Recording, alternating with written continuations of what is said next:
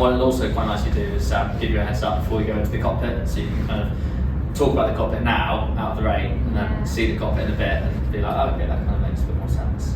So in terms of performance, I'd say not just display flying, but just generally flying the Typhoon. There's two really big things that I'm really proud of when it comes to flying the jet, and what the Typhoon is particularly good at, and that is the carefree handling, the performance. I'll start with the performance. It's an absolute beast, and you've heard Amo as well mention it when he came to talk to you about what it was like versus the F-22. It's a really powerful jet, and hopefully that comes across in a lot of the display flying that we do. So it's about 12 tons empty, about 19 tons once you brim it with fuel and get it ready to fly, and then just an extra couple of tons on like a shader fit. Shader is the Operation Inherent Resolve, the kind of missions we're doing out in Iraq and Syria. As you can imagine, putting a couple of bombs and payloads, etc. on will increase that all up weight.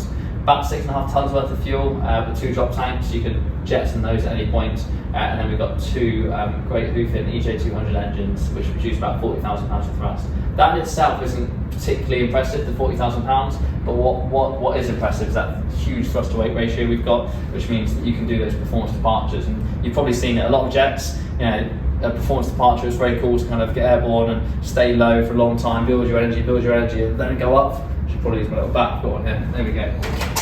Oh, MiG-29, we don't want one of those. Typhoon one. There we go.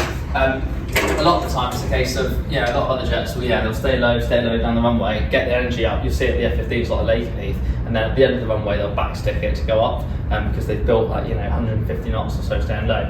I just want to keep an eye on the hostile the whole time, so I'm just going to fall back, stick around the corner to go after that hostile, and the jet will just give me the most amount of performance it can at that time to go after the hostile. So that's a really useful kind of application that we use in combat, and it's certainly a nice thing for the guys and girls when they come onto the jet to discover, is that they don't need to worry about limits so much. Same thing with stalling, I'll come on to that in a minute. You can't stall the aircraft, which is quite nice as well, but clearly it doesn't know where the ground is, so you do have to do some flying. You can't fly. At 55,000 feet, Mach 1.6, it will absolutely go higher and faster than that, but that is the release to service limit that we as the RAF put on the aircraft. There's no need to kind of go above 55,000 really, and no need to go faster than Mach 1.6. Those are kind of the limits that we've got on the aircraft, although technically in testing it did go a lot higher and a lot faster. Yes, these stats are incredible and the performance is awesome, but a lot of people don't realise you do pay a big penalty for that, and that is the fuel. And to get to those kind of energies and levels and heights and speeds does require a fair bit of energy. Average fuel burn, 50 kilos a minute, which is quite nice, and dry power, so no issues with that at all. That's going to keep you going for about an hour and 20 between refueling brackets. The issue you've got is as soon as you start using the reheat, which obviously a lot of this is built around, it's going to start guzzling the fuel quite a rate on. So over 600 kilos a minute, which is about 10 kilos a second of fuel just gone, as in that's how quickly. So for my display, for example, which I was very keen on using the reheat as much as possible, because I think it's a really good part of the display. It makes a lot of noise and it's quite impressive to watch.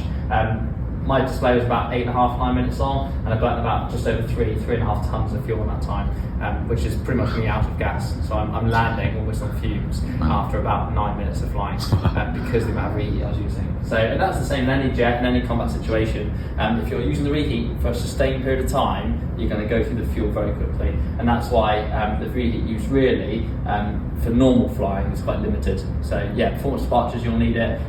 Max performance handling, when you're doing combat, you'll need it. Any kind of emergency manoeuvres, you'll need it. But for most flying, it's all in the dry power range. For the main groups, you can't physically do any more, so at that point you're safe, because each engine has got the ability to be able to fly on a tank each, so that's fine. So from a pure safety point of view, in terms of flying the aircraft, left engine, right engine, you'll always have fuel available. But in terms of a fuel leak from another tank, she's a bit silly sometimes, and she'll potentially feed that leak, which isn't a good thing. So she's not perfect, bless her. She does a good job, but there are some slight frailties with the design. Cool, helmet mounted sight system. I won't go through this in detail. We can have a look at one next door. It's the new Gucci helmet, Striker 1, so it's quite old now, so Striker 2 is kind of where we're at with F-35, and that's what we're hopefully getting soon. But kind of revolutionised the way we fly combat now. And again, don't want to teach suck eggs, but big picture, the old school days, you had to really get behind someone to take those shots, and that would involve a lot of good BFM or combat to get to that point. Nowadays you can kind of be opposite sides of the circle. At this point here I can still take a shot. So the missile's going to be locked on by looking up through my canopy, finding the target, shoot, the missile's going to come off and go across the circle to engage a target. So really useful applications for dogfighting, but also long range stuff. Okay, so I can, in a 4-ship now, I've got all my allies with me lined up, I can literally look out the window and see a line of the jets, so I can't physically see them, but I can see the nice box in the sky where they are, and that allows me to make good, sensible decisions and increase my situational awareness just by looking around. So I don't have it all in the heads-up display anymore, I have it on my visor, and that means wherever I look, the information comes with me. So really, really cool bit of kit. Clearly adversaries have this as well, it's not particularly new, but it's nonetheless a really cool bit of kit. We can have a look at that in more detail later. Radar, not so great, I won't talk too much about it. The bottom line is it's still mech scanned, so it's not an active electronically scanned array. Again, this is one of the other big upgrades that we are desperately in need of in Typhoon. If someone wants to talk about the pros in Typhoon, like I've just talked about the performance, the capability, the handling, the cons, I'll definitely still say our radar is now holding us back. It's old school technology, which is desperately in need of kind of revolutionising. So radar 2, new stuff they're putting into progress with BAE and Leonardo, we could really do with getting that through, because that is definitely a weak point for us at the moment. We become quite reliant on other platforms to help us in the modern age, because we're still a 4th gen fighter. Really. Is that coming in relatively soon? I don't know, to be honest with you. Right. We've been saying for a long time it will come in, so we will see. But yeah, we could definitely do with the new radar. I won't get through defence phase. Needless to say, there are lots of stuff in there. Chaff, flare, all the stuff you normally expect from a modern fighter. We also have things like towed radar decoys that can come out the wingtips and produce a nice signature for radar guided missiles at the end game. We've got radar warning receivers, missile approach warners, and all sorts as well. So I won't go into the detail, but needless to say, we've got a lot there. So that's cool. Weapons fit, again, this is generic, it's not necessarily representative of where they're at now, what they're flying with now, but for kind of a weapons fit for air to surface, that's the kind of weapons fit we're looking at. So 2 Gateway 4s, Brimstones, a single kind of AMRAAM or Meteor, as I'll come on to, because we've got a new Meteor missile now, 2 ASRAAMs, so wingtip, heat-seeking missiles, a laser designator pod, and then 2 fuel tanks, SFTs. Supersonic fuel tanks. So lots of different things to think about.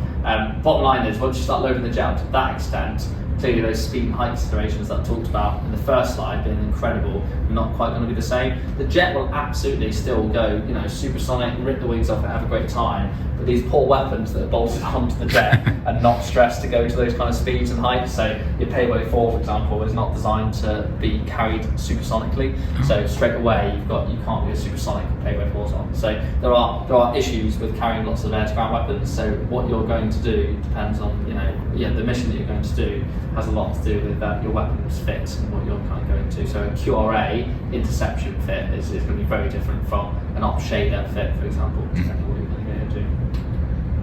I won't go through the weapon details, but we've got Payload 4 laser guided or precision GPS guided bombs. We've got Brimstone 2, which were very much built around the old school kind of Cold War mentality of Russian armour coming across the eastern plains and us engaging multiple missiles against multiple targets. Who knows, could come back in, no racing events, but most of that's gone away now, but actually a really good low collateral weapon to be able to precisely put on a small target without wanting to. A good example would be like a sniper on a sniper nest on top of a building. We don't want to drop a bomb on the building and take the whole thing out, we just want to take out that particular individual or that particular weapons nest. And the Brimstone is really accurate doing that. So a nice laser guided weapon, you can just illuminate that particular target and follow that laser all the way down to its end game. Red arrows, they are designed to be display focused. That's the whole reason for being there. The Typhoon display is not in that way fixed at all. So we are 29 Squadron, we are designing, delivering, we're producing new pilots, as I said earlier, for the front line. That is our whole reason for being here. We also do the Combined Weapons Instructors course, the QIC, which effectively is our kind of version of US Top Gun, where we take the best pilots to give them the best training, produce really high-end performances to go up to the front line. So that's what 29 Squadron is all about. And then we're also asked, by the way, can you also generate a display for the year, which is where I can come in. So the reason I'm trying to say that is that a lot of people in the airshow world, and certainly the display circuit, get frustrated when they don't maybe get as much aircraft as they want. Or I'm flying operational jets out of an operational squadron. It just so happens that we're also delivering a Typhoon display at the same time, but it's not the squadron's number one focus or anything like that at all. So to that end, there's only about 3 or 4 of us that actually actually work in the team full time. Everyone else who's in that picture are kind of pulled from a normal engineering pool for random weekends back and forth to kind of help us throughout the year. So they're not full-time staff like the Red Arrows will have, for example, or anything like that at all.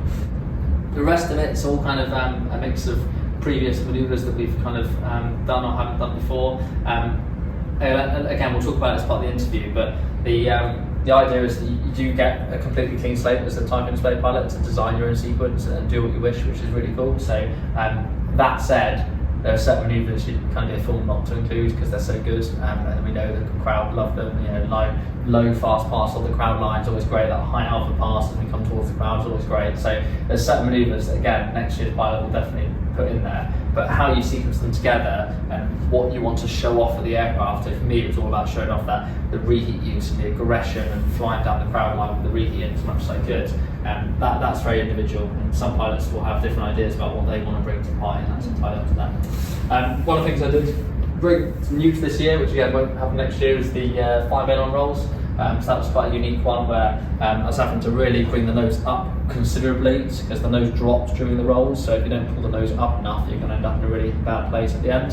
So it was a good 20 degrees nose up, max reheat, 350 knots, and then full stick. And I think it was about, I can't remember, it was 1,890 degrees of rolls, something stupid. It was a lot of rolls. So 5 and a bit rolls then leave me there, and the jet kind of balloons throughout, if that makes sense, kind of goes up and comes down. And if you look at some of the videos from the end of the year, you get some unique perspectives where the jet's coming towards you, and there's a bit of alpha on as well, so the jet is kind of rolling around as well. You do kind of feel like you're in a bit of a washing machine at times, before then breaking out in the 45 away from the crowd. So yeah, that was a unique move this year.